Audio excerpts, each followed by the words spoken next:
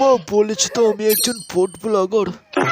হ্যাঁ ওটাই তো, আমার ছেলে একজন ফুড ব্লগার, 336টা সাবস্ক্রাইবার আছে। তাতেও আমার নন্দিনী মা মুতে দেয় সালা।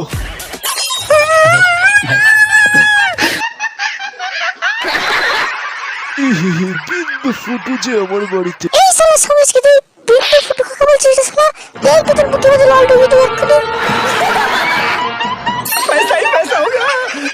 বিন্দু মাসি তোমার কথাই ভাবছিলাম, তোমাকে আমি কোথাও ওয়েটে নিয়ে গেছি না। বিন্দু মাসি বলে চলে চলেন, ছেলেটা মরে যাবে, তাড়াতাড়ি চলেন দাদা। এই ছেলেটা তোমার কি হয়?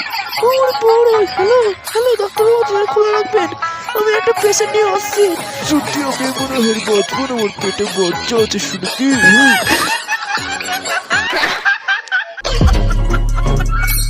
তো জিৎ বললে না তো তোমার গার্লফ্রেন্ডের নাম গেল।